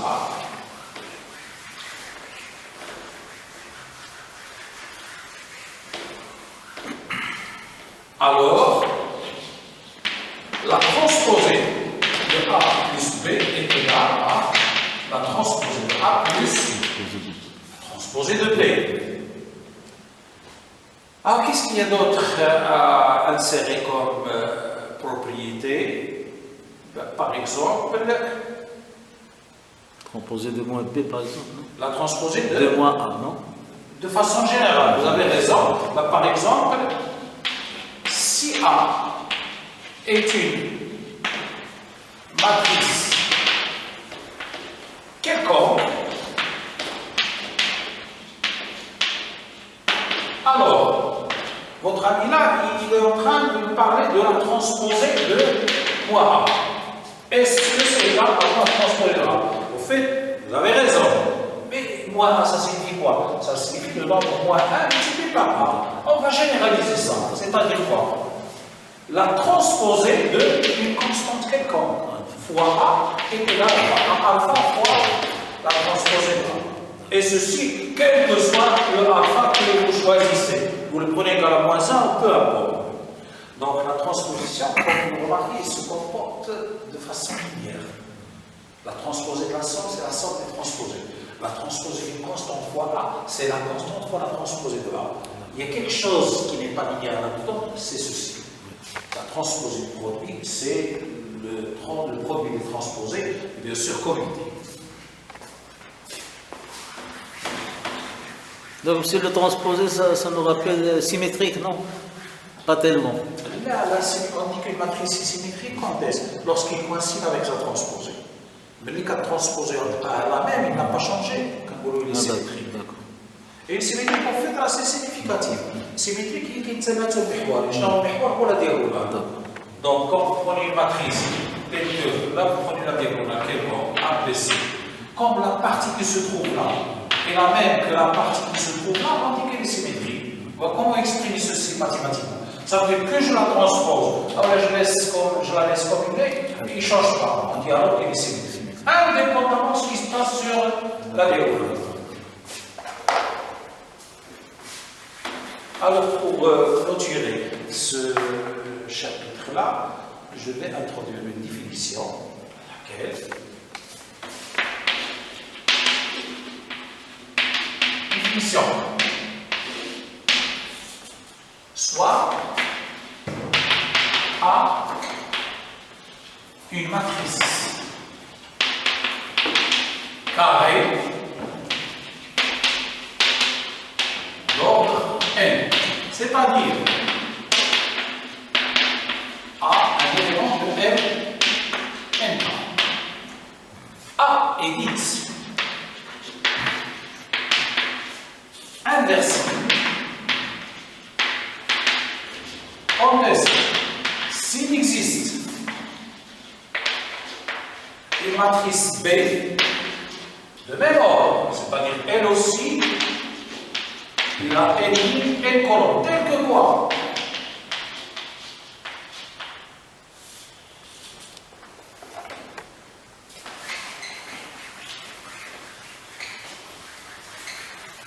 Tel que le produit A fois B donne exactement l'identité de R, l'identité de cet ensemble-là, c'est-à-dire la matrice ayant n ligne et n colonne, et telle que toute la diagonale est remplie par des 1, elle est ailleurs des 0, et quoi d'autre? Et B fois A aussi doit donner I. À ce moment-là, on dit alors que B est l'inverse de A. Et on note B comme étant A puissance moins 1. D'accord?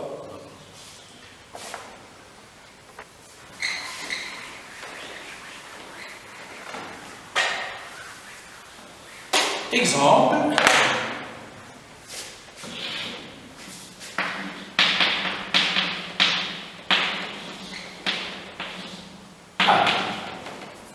La matrice A, donc, remarquez ce que j'ai fait là, c'est que la notion d'inversibilité n'est définie que pour les matrices carrées. Si vous me donnez une matrice qui n'est pas carrée, et vous me demandez si elle est inversible ou non, je vais vous dire que votre question n'a pas de sens. Et encore, avec le fait que la matrice est carrée, est-ce qu'elle est toujours inversible? Ce n'est pas toujours garanti. Elle est inversible, elle est dite inversible lorsque tu arrives par un moyen ou un autre à trouver une matrice qui a le même ordre que celui de A. Tel que le produit AB et le produit BA, les deux vous donnent l'élément neutre pour la multiplication. Rappelez, on avait dit que la matrice unité c'était l'élément neutre pour la multiplication. Alors, pour le moment, on n'a pas assez d'outils pour tester si une matrice est inversible ou non, on a juste la définition. On va utiliser la définition pour voir un petit peu si une matrice est inversible ou non. Alors, premier exemple, la matrice A, par exemple, je prends une matrice carrée. Ça, c'est quelque chose qu'il ne faut pas discuter. Je prends la matrice 1, 2, 3 et 4. Et je me pose la question. Est-elle inversible? Si oui, donnez à moins 1. D'accord? Alors, bien sûr,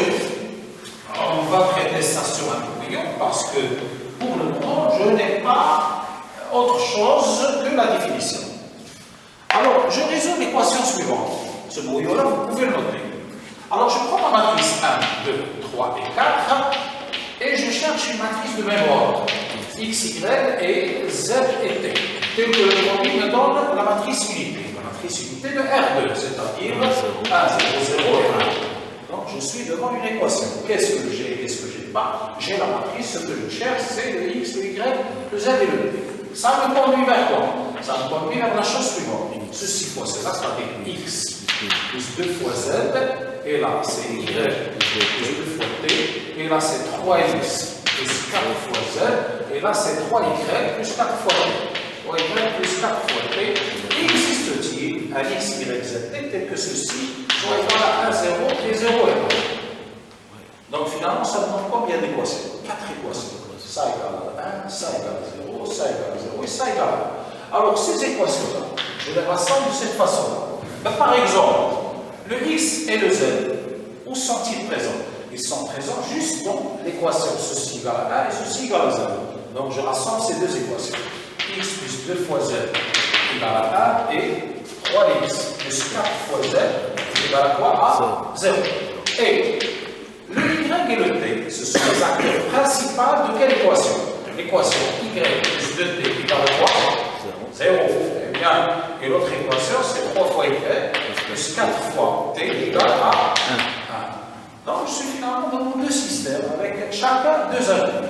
Alors, pour résoudre cette équation-là, qu'est-ce que je peux faire par exemple? Par exemple, si je multiplie cette équation-là par 2, ça va me faire combien? Ça va me faire 2x plus 4z égale à 2, n'est-ce pas? Et je fais la différence entre celle-là et celle-là. Alors, en faisant la différence, 4z moins 4z, ça va disparaître. 0 moins 2, ça va me donner moins 2. Et 3x moins 2x, ça va me faire x. Et voilà mon x calculé. Une fois qu'on a calculé le x, je l'injecte ici. Ça me donne ici 1 moins 2. De l'autre côté, ça va être 1 plus 2. 1 plus 2, ça fait 3. Donc z égale à 3 2. Z égale à 3 2. Je viens de calculer le x et le z. Il n'y a pas d'erreur. Alors passons ici. Là aussi, je vais faire la même chose. Je vais prendre cette équation. De celle-là, j'enlève 2 fois celle-là. Donc, qu'est-ce que ça va me donner? 3y moins 2 fois y, ça fait y. Et 4t moins 2 fois 2t. Donc, 4t moins 4t, ça va nous donner 0. Et 1 moins 2 fois 0, ça fait 1. Donc, 2y, il est égal à 1. y égale à 1, je le remplace ici. Ça va me donner quoi? 2t égale à moins 1. Donc, t égale à moins 1. t égale à moins 1. Ce que je viens de faire ici, c'est le brouillon. Maintenant, je copie juste le prof. Alors, on a la chose suivante. Voilà ce que je dois rédiger. Le brouillon, c'est votre copie. Et comme je le dis toujours, pour l'enseignant, il suffit de proposer la solution et de justifier que c'est la bonne solution. Alors, ce que tu dois me proposer, c'est la chose suivante. C'est que 1 et 2 et 3 et 4 multipliés par ce que tu proposes comme matrice. Laquelle? X, c'est quoi? C'est moins 2. Y est égal à quoi? Y égale à 1. Et le Z est égal à quoi? Le Z finalement, le Z est égal à 3 demi. Et le T est égal à quoi? Moins 1 demi. Moins 1 demi. Tu dois montrer que ceci donne exactement l'identité. C'est ce qui nous intéresse dans cette histoire. Alors j'efface tout ça. Et je calcule le produit. Le produit, ça va me donner quoi?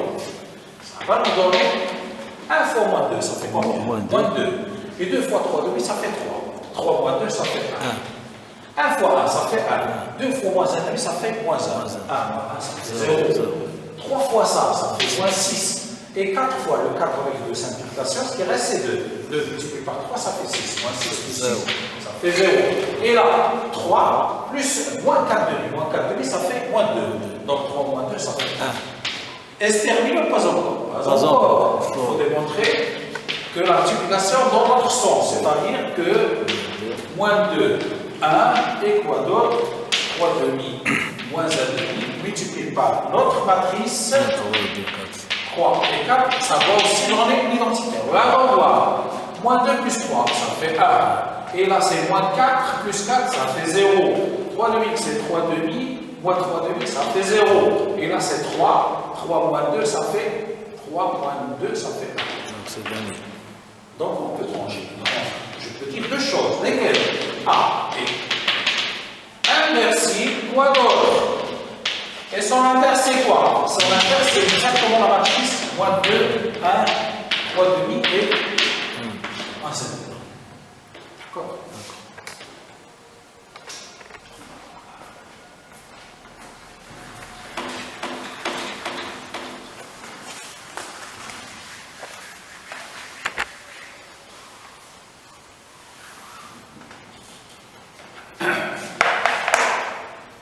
Alors bien sûr, un seul exemple est insuffisant pour assimiler cette notion-là. Ce que je vous demande de faire, c'est chez vous, prenez des matrices carrées, vous pouvez prendre des matrices d'ordre 2, des matrices d'ordre 3, des matrices d'ordre 4, et amusez-vous à voir s'ils sont inversés ou non. Donc vous avez vu que finalement c'est quoi? C'est un problème de résolution de système linéaire. Si vous arrivez à résoudre votre système linéaire, ça veut dire que votre matrice est inversée. Et si vous trouvez que votre système linéaire est impossible, ben ça signifie une seule chose, que la matrice n'a pas d'inverse, n'est-ce pas? Alors, pour clôturer, je cite quelques propriétés, quelques remarques. Pardon, monsieur, si l'inverse existe, il est unique, la matrice. Si l'inverse existe, il est unique. Il est unique. Donc votre ami là, il pose une question intéressante. Laquelle? Si l'inverse existe, est-ce qu'il est unique? Bien sûr qu'il est unique. Bien sûr qu'il est unique. Ça, c'est pour toutes les voies, pas seulement pour la multiplication matricielle.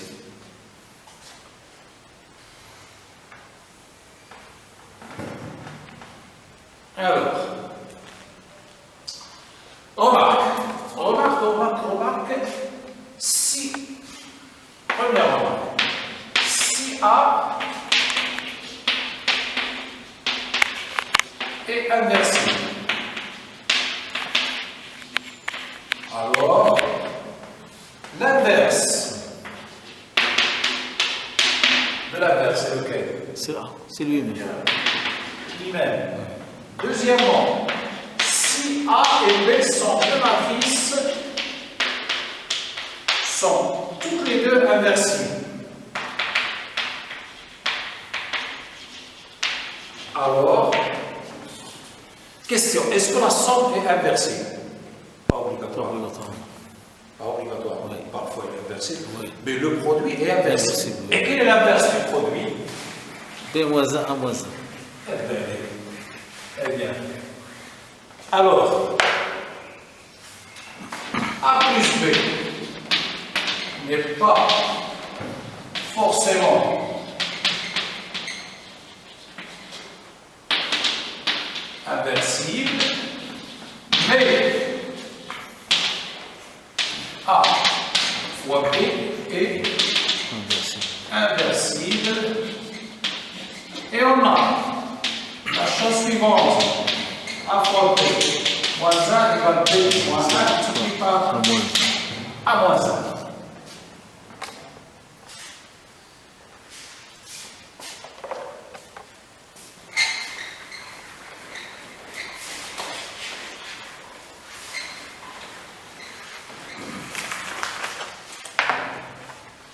Deuxièmement, troisièmement, si A est inversible et alpha appartient à K étoile.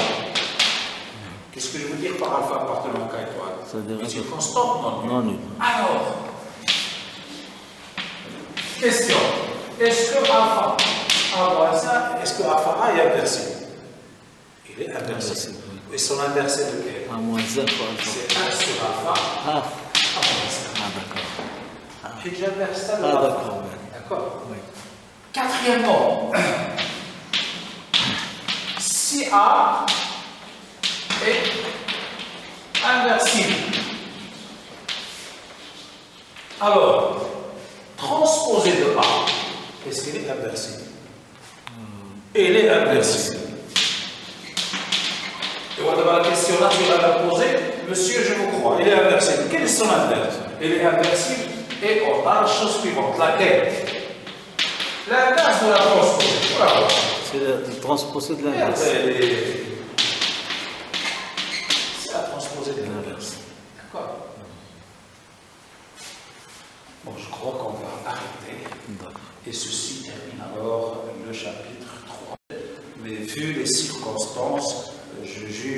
largement suffisant pour dominer cet outil-là qui est les matrices. D'accord? Et bien sûr, comme je l'avais dit au départ, les matrices, c'est un utilitaire. Là, on vient de comprendre un petit peu le concept, mais c'est surtout l'utilisation des matrices qui est importante. Alors, dans le chapitre suivant, nous allons étudier les applications linéaires. Les applications linéaires et leur lien avec les matrices. Et là, vous allez comprendre encore mieux l'utilité de l'outil matrice. Wassalamu alaikum.